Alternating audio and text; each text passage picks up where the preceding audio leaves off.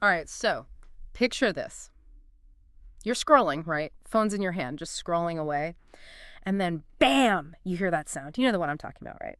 The like unmistakable sound that tells you without even looking that your favorite streaming service just dropped a brand new episode of that show you've been waiting for. It's like instant recognition, It right? really is. And that, my friend, is the power of sonic branding at its finest. It's incredible, isn't it, how quickly our brains just connect those dots. We hear a sound and boom, it's like we're suddenly immersed in a whole world of, I don't know, experiences and expectations tied to that brand. It's like sonic magic or something. It really is. And you want to know the best part? When brands really nail this, when they get this sonic branding thing down right, they don't just grab your attention.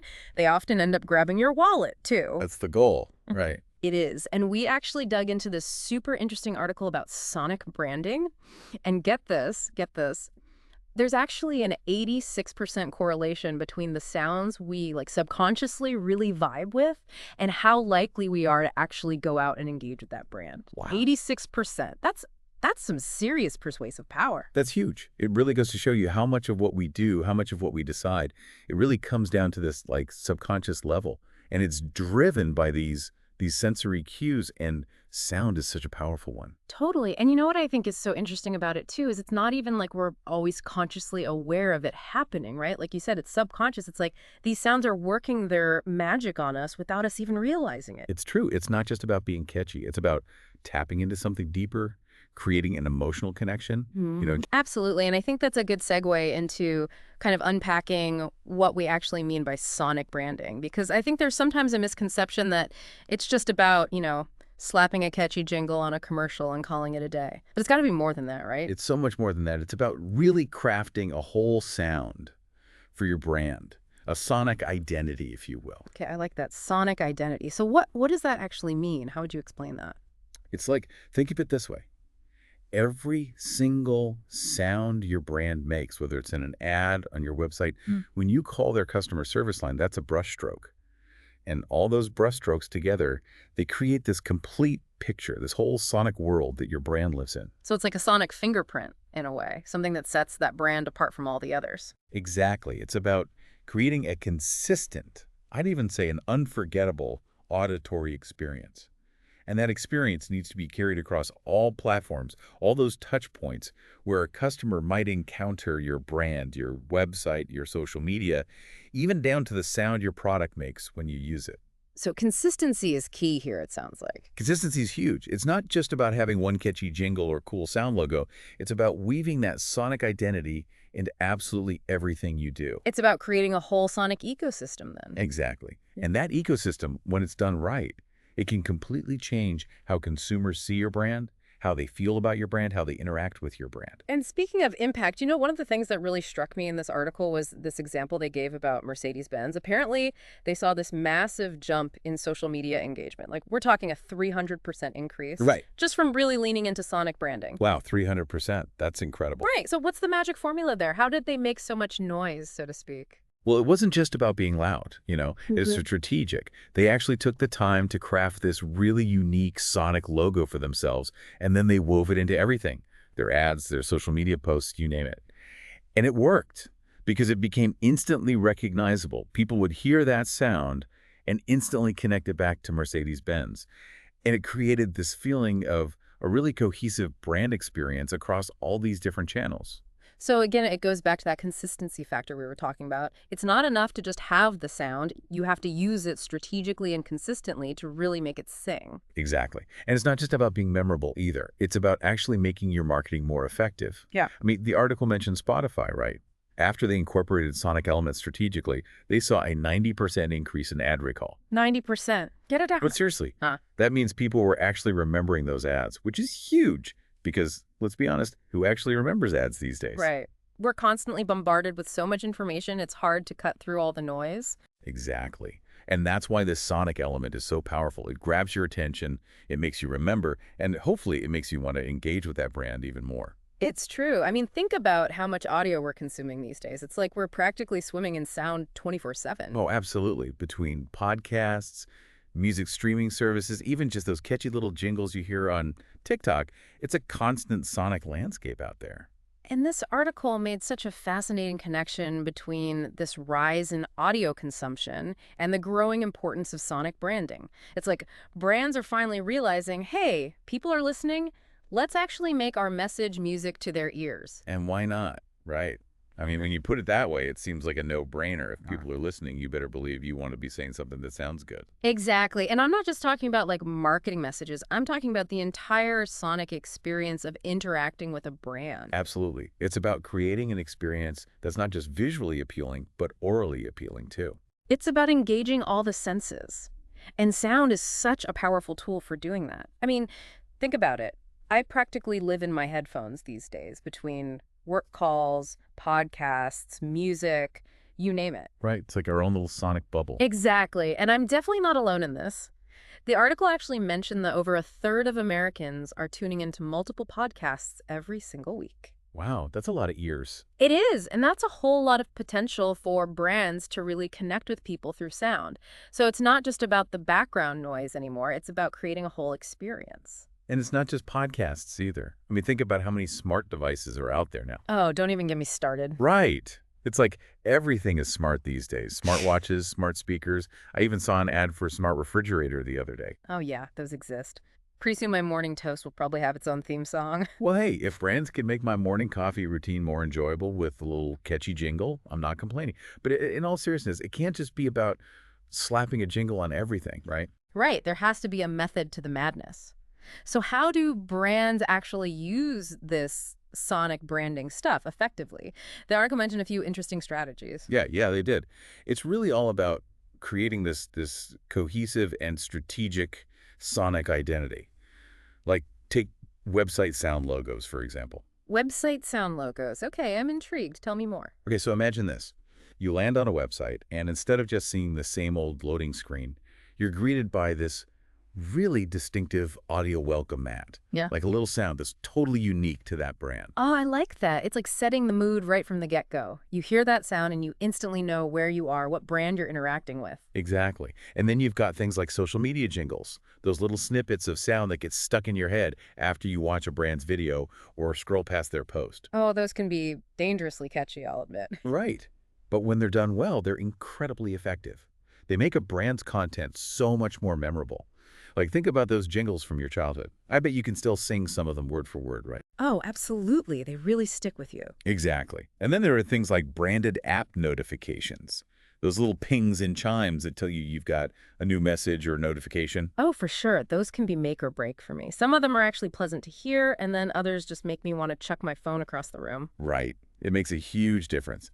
A well-crafted notification sound can actually make you look forward to engaging with an app. Totally. It's like those apps that have really jarring notification sounds. I swear I'm more likely to ignore those notifications just because that sound stresses me out. Exactly. So even something as small as a notification sound can have a big impact on the user experience. It's all part of that cohesive sonic identity. Okay, but it's not all about the digital world, right? The article mentioned some brick and mortar stores that are really knocking it out of the park with sonic branding. Oh, absolutely. They highlighted furniture retailers specifically. Places like Tepperman's, Living Spaces, and Ashley Home Stores. Apparently, they've really figured out how to create a cohesive sonic identity that extends from their in-store music to their online ads. So they're creating an entire sonic world around their brand. Exactly. It's like sonic storytelling. No matter where you encounter that brand, whether you're walking through their store or scrolling through your phone, you're immersed in their sonic world. It's such a cool concept. It's like they're not just selling you furniture, they're selling you a whole feeling, a whole experience. Exactly. And it makes the brand that much more memorable and engaging. It shows that they've really put thought and effort into every aspect of the customer experience. It's like they're going the extra mile to create something special. Precisely. And the possibilities are pretty much endless when you think about it. Mm-hmm. The article even threw out some other interesting potential entry points for sonic branding. Things like telecommunications, app intros, even appliance announcements. Hold on, appliance announcements. Like when my washing machine is done with my laundry. Hey, you never know. Maybe in the future our appliances will serenade us with a little jingle when they're finished with the cycle. Okay, now that's a future I can get behind. Right. But seriously, as technology keeps evolving, I think we're going to see even more creative and innovative uses of sonic branding. It's like we're moving beyond a world of just visual branding and into something that engages all of our senses. And as consumers, we're becoming more attuned to these sonic cues. We're starting to expect a certain level of, I don't know, sonic sophistication from the brands we interact with. It's true. I mean, think about how much a brand's sonic identity can make or break the experience. Absolutely. Like, if a brand's website has this really annoying, repetitive background music, I'm way less likely to spend time on there, let alone buy something. Totally. It's all connected. Right. It shows that they haven't really thought about the overall experience they're creating for their customers. It's all about the details these days. Exactly. And sonic branding is just one more detail that can make a world of difference. So let's be real, it can't all be catchy tunes and positive vibes, right? There have to be some potential downsides to this whole sonic branding thing. Oh, there definitely are. I mean, for one thing, creating a truly effective sonic identity, it's not cheap. Hmm. Like anything else that's worthwhile, it takes time, effort, and, yeah, a certain level of financial investment. So it's an investment both creatively and financially. Exactly. You need skilled sound designers. You need to make sure the sound is implemented correctly across all your different platforms. It's not something you can just throw together overnight. So you got to be committed. Exactly. And then there's the whole challenge of cultural differences. I mean, sounds can have totally different meanings and interpretations depending on where you are in the world. Right. What might sound upbeat and cheerful in one culture could be totally off-putting in another. Exactly. So if you're a global brand, you really have to do your research and make sure that your sonic identity is going to resonate positively with people from all different backgrounds. It's like anything else in branding, really. You have to understand your audience and tailor your message accordingly. Exactly. One size fits all doesn't really work in the world of sonic branding. So what do you think, where do you see this whole sonic branding thing headed in the next few years? Ooh, that's a good question. The article ended on a really fascinating note about the rise of immersive experiences. Oh yeah, like virtual reality and augmented reality. Exactly. And even just the way we interact with technology in our everyday lives is becoming more and more immersive. Like, think about how much we rely on our smartphones for everything these days. We're constantly plugged in, tuned in, and surrounded by sound. It's like that sonic ecosystem we talked about is just getting bigger and bigger. Exactly. And as these experiences get more immersive, the lines between the real world and the digital world, they start to blur a little bit. And that's where things get really interesting with sonic branding. Okay, I'm hooked. Tell me more. It really is mind-blowing. I mean, just imagine sonic branding could go way beyond jingles and notification sounds. It could actually shape how we experience entire virtual environments. Pretty wild, right? It's super interesting to think about. I mean, it's exciting for sure, but it also makes you stop and think about, the potential downsides. Like, could sonic branding be used to, I don't know, manipulate our emotions or influence our behavior in ways that we don't even realize? Right, because it's one thing to use sound to enhance an experience, but it's another thing entirely to use it to, I don't know, I guess exploit our emotions or something. Exactly. It's like that whole saying, with great power comes great Yeah. responsibility. And sonic branding, when you really get down to it, it is a powerful tool. So the question is, how do brands make sure they're using it responsibly, especially as we move into this world of, like you said, increasingly immersive experiences? Yeah, that's the big question, isn't it? I mean, how do we prevent sonic branding from becoming like the auditory equivalent of those annoying pop-up ads that we all hate so much? Right. Well, I think a good place to start is with transparency. Just like we're seeing more and more conversations about data privacy and making sure AI is used ethically, I think we need that same level of awareness and open conversation around sound.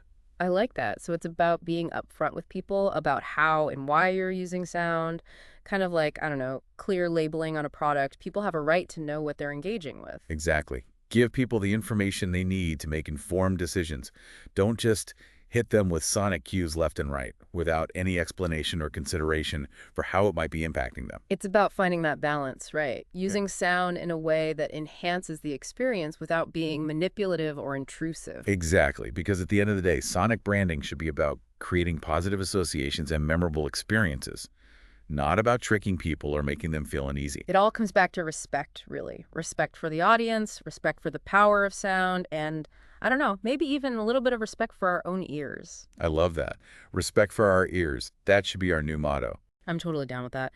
But in all seriousness, I think this conversation has really opened my eyes to like a whole other dimension of branding and marketing that I never really thought about before. Me too. Well, It's easy to take sound for granted, but when you really start to pay attention to the sounds around you, the sounds that brands are using, it's like a whole new world opens up. it really does. And you know what? It makes me appreciate those brands that are doing it well even more. Because it's clear that they've put a lot of thought and effort into creating a sonic identity that's both effective and, I don't know, enjoyable. Because at the end of the day, who doesn't love a good jingle? Seriously. A Yeah. good jingle can make or break a brand, let's be honest. It's true. Yeah. So the next time you hear that super catchy jingle or that satisfying whoosh when you open your favorite app, take a second to appreciate the sonic magic that's happening behind the scenes. Yes. And think about how that sound makes you feel. Does it make you want to engage with that brand even more? Or does it make you want to run for the hills? Because those sonic cues, whether we realize it or not, they're shaping our perceptions and influencing our choices. They really are. Sound is powerful stuff. It really is. So until next time, keep those ears open and stay curious, folks.